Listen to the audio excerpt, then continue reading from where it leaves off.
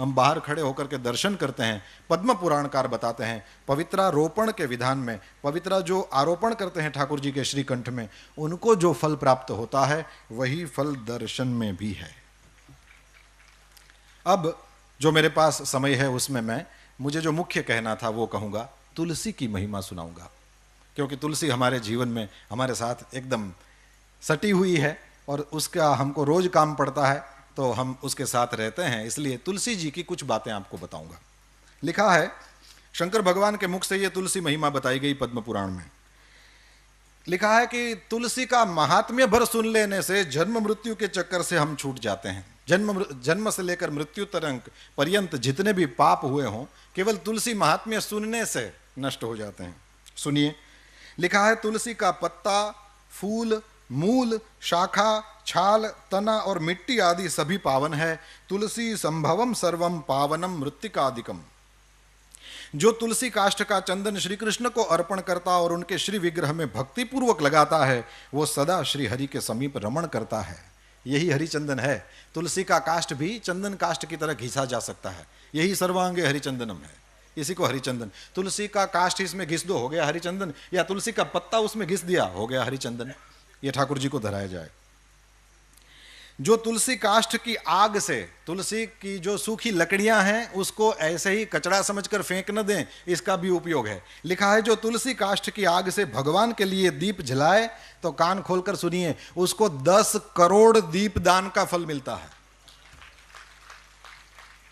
जो ब्राह्मण तुलसी काष्ठ की अग्नि में हवन करते हैं उन्हें एक एक सिक्त अर्थात भात के दाने में अथवा एक एक तिल में अग्निष्टोम यज्ञ का फल मिलता है, जिस यज्ञ के कुंड में तुलसी का एक छोटा सा काष्ठ डाल दिया जाए। फिर लिखा है तुलसी की लकड़ी की आंच से तैयार किए हुए नैवेद्य का थोड़ा सा भी अन्न भगवान केशव को अर्पण किया जाए तो वो मेरु के समान अन्नदान का फल देने वाला होता है। जो भगवान को तुलसी काष्ठ का धूप देता है, भगवान ने એટલે આપણે અગરબત્તી સળગાવીને મૂકી દેવાય ને, મેં ટ્રાય કરી લીધી બોલવું હતું એટલે પણ બુઝાઈ જાય, એટલે આપણે ઘી કે કંઈક લગાડીને કદાચ કરીએ તો રહેશે। લખ્યું છે कि जो भगवान को तुलसी काष्ठ का धूप देता है वह उसके फल स्वरूप 100 यज्ञानुष्ठान और 100 गौदान का फल प्राप्त करता है। केवल तुलसी काष्ठ का धूप, ये कचरा समझकर न फेंकें। आगे, जो मनुष्य अपने अंग में तुलसी की कीचड़ लगाकर श्री विष्णु का पूजन करता है उसे एक ही दिन में 100 दिनों के पूजन का फल प्राप्त होता है। ये सब कुछ गीता प्रेस से प्रकाशित पद्म पुराण में आप दर्शन कर सकते हैं। लिखा है तुलसी की जड़ की मिट्टी से स्नान करने से तीर्थ स्नान का फल मिलता है। जो तुलसी की नई मंजरी से भगवान की पूजा करता है वो जब तक सूर्य चंद्र है तब तक वो पुण्य भोगता है। तुलसी द्वारा पूजित होकर भगवान श्री हरि भयंकर उत्पातों, रोगों तथा अनेक दुर्निमित्तों का भी नाश कर डालते हैं। फिर लिखा है प्रतिदिन तुलसी दल से पूजा करेगा कोई व्यक्ति भगवान की तो वह धनवान होता है। तुलसी की मूर्ति संपूर्ण सिद्धियों को प्रदान करने वाली है। फिर लिखा है पार्वण श्राद्ध के अवसर पर श्रावण मास में तथा संक्रांति के दिन तुलसी का पौधा लगाना ये अत्यंत पुण्यदायी है। तुलसी की जड़ में ब्रह्मा जी रहते हैं, मध्य भाग में भगवान जनार्दन रहते हैं और मंजरी में रुद्रदेव का निवास है, इसलिए शायद मंजरी रुद्रदेव को चढ़ती है। जिस घर, गांव या वन में तुलसी का वृक्ष हो वहां जगदीश्वर श्री विष्णु प्रसन्न चित्त होकर निवास करते हैं। उस घर में दरिद्रता नहीं होती, वहां दुख भय रोग नहीं ठहरते। जहां तुलसी की सुगंध लेकर हवा चलती है वहां की 10 दिशाएं और 4 प्रकार के जीव पवित्र हो जाते हैं। जिस घर में तुलसी के मूल की मिट्टी हो वहां संपूर्ण देवता तथा कल्याणमयी भगवान श्री हरि सर्वदा स्थित रहते हैं।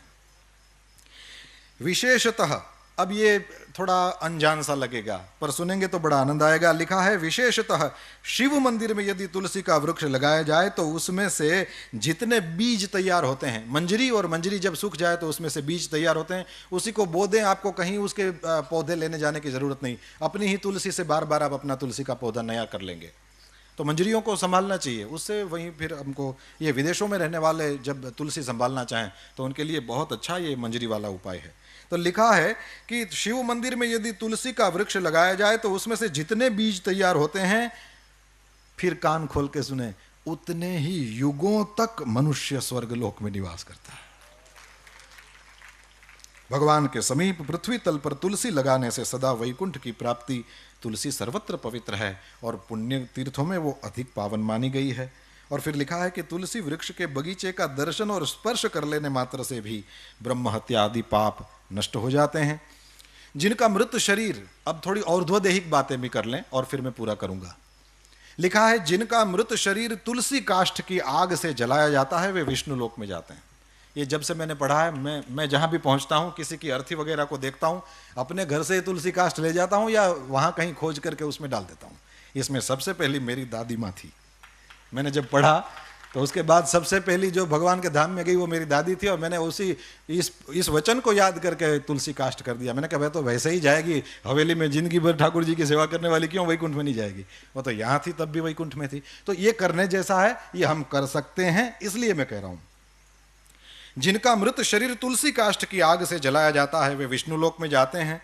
मृत व्यक्ति यदि व्यभिचार आदि किसी भी पाप से ग्रस्त हो, तुलसी काष्ठ की अग्नि से देह का संस्कार होगा तो वो शुद्ध हो जाएगा।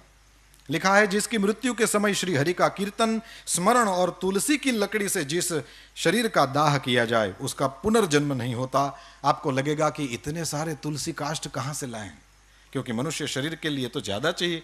तो यहां लिख दिया है यदि दाह संस्कार के समय अन्य लकड़ियों के भीतर एक भी तुलसी काष्ठ हो तो करोड़ों पापों से युक्त होने पर भी मनुष्य की मुक्ति हो जाती है। तुलसी काष्ठ से मिश्रित होने पर सभी काष्ठ पवित्र हो जाते हैं। वैसे श्मशान में यदि कभी जाना हो तो लिखा है कि श्मशान का वो जो मृतक अग्नि है, चिता जब जलाई जाए तो मृतक जो अग्नि है उसमें से जो धुआं उठता है, वो धुआं यदि स्पर्श कर जाए तो लिखा है कि जन्म भर किया हुआ पुण्य खत्म हो जाता है। अब यहां और कुछ लिखा है, यदि तुलसी का स्पर्श करा दिया जाए तो क्या होगा। लिखा है जिस अग्निशाला या श्मशान में घी के साथ तुलसी काष्ठ की अग्नि प्रज्वलित होती है वहां जाने से मनुष्यों का पातक भस्म हो जाता है। उसमें पुण्य भस्म हो जाने की बात है, यहां पाप भस्म हो जाने की बात आई।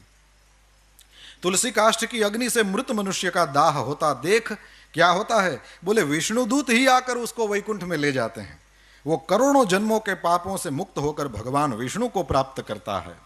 जो मनुष्य तुलसी काष्ठ की अग्नि में जलाए जाते हैं उन्हें विमान पर बैठकर वैकुंठ में जाते देखकर देवता उनके ऊपर पुष्पांजलि चढ़ाते हैं। ऐसे जीव को देखकर भगवान विष्णु और शिव संतुष्ट होते हैं, और लिखा है श्री जनार्दन सामने जाकर हाथ पकड़कर अपने अक्षरधाम में ले जाते हैं। और फिर पिंडदान की बात, पिंडदान में ये लिखा है कि तुलसी दल को मिलाकर पिंडदान करने से 100 वर्ष तक पितर तृप्त रहते हैं। ये तो किया ही जाता है। तुलसी वन की छाया में पितरों को तर्पण करना चाहिए। वहां किया हुआ पिंडदान लिखा है पितरों के लिए अक्षय होता है। और 260वां अध्याय, इसमें समुद्र मंथन की कथा है, और समुद्र मंथन की कथा में नई बात लिखा है महालक्ष्मी जी प्रकट हुई, फिर चंद्रमा प्रकट हुए, और पद्म पुराण का वचन है कि चंद्रमा प्रकट हुए जो हम सबके मामा हैं। पद्म पुराण में लिखा है कि चंद्रमा हम सबके मामा हैं। ये केवल हमारी दादियों से सुना हुआ नहीं है, पुराण भी इसके साक्षी देता है कि चंद्रमा सबके मामा हैं। अब मैया है महालक्ष्मी जी, श्री जी, और मामा हो गए ना। और फिर लिखा है कि इनके बाद समुद्र मंथन से भगवान श्री हरि की पत्नी तुलसी जी प्रकट हुई, जो परम पवित्र है और संपूर्ण विश्व को पावन बनाने वाली है। जगन माता तुलसी का प्रादुर्भाव श्री हरि की पूजा के लिए ही हुआ है। और सच में कभी भी श्री हरि का दर्शन करिए, मंगला के बाद जब ऋषि कुमार ठाकुर जी को सजा देते हैं पुष्पों की मालाओं से, तो उनके चरणों का फिर दर्शन नहीं होता। वो इसलिए नहीं कि नहीं कराना चाहते, लेकिन इसलिए कि उसमें तुलसी से वो दोनों चरण अच्छा देते रहते हैं। अंत में श्री राजेंद्र दास जी महाराज के द्वारा सुनी हुई एक बात कह करके पूरा करूंगा। उन्होंने कहा कि तुलसी जी क्यों इतनी ज़्यादा चढ़ाई जाती हैं। बोले इसलिए चढ़ाई जाती हैं कि तुलसी की जो मंजरी होती है, उस मंजरी में सफ़ेद छोटे छोटे फूल होते हैं, उसमें से कोई सुगंध आती है। मैंने तो कोशिश करी, लेकिन मेरी इस प्राकृत नासिका को उसमें से कोई गंध नहीं मैं प्राप्त कर सका। उतना पता नहीं मेरा पुण्य नहीं होगा, पर उसमें से जो सुगंध आती है, महाराज जी ने कहा, श्री राजेंद्र दास जी महाराज ने कहा कि वही सुगंध श्री राधा जी, श्री श्री जी के शरीर से आती है, और इसलिए ठाकुर जी को तुलसी जी ज़्यादा पसंद है। हम सब ऋषि कुमारों को यहाँ पुराण प्रवचन के लिए अवसर दिया गया। इसके लिए अवसर के प्रदाता करुणा निधान पूज्य भाई श्री के चरणों में हम सब ऋषि कुमारों की ओर से बार बार दंडवत प्रणाम करता हूँ। आप सब ने बड़े प्रेम से सुना, इसलिए हम सब ऋषि कुमार आपके आभारी हैं। कृतज्ञता पूर्वक पुनः पुनः पूज्य भाई श्री के चरणों में प्रणाम, पूज्य स्वामी जी श्री माधवप्रिय स्वामी जी के चरणों में प्रणाम,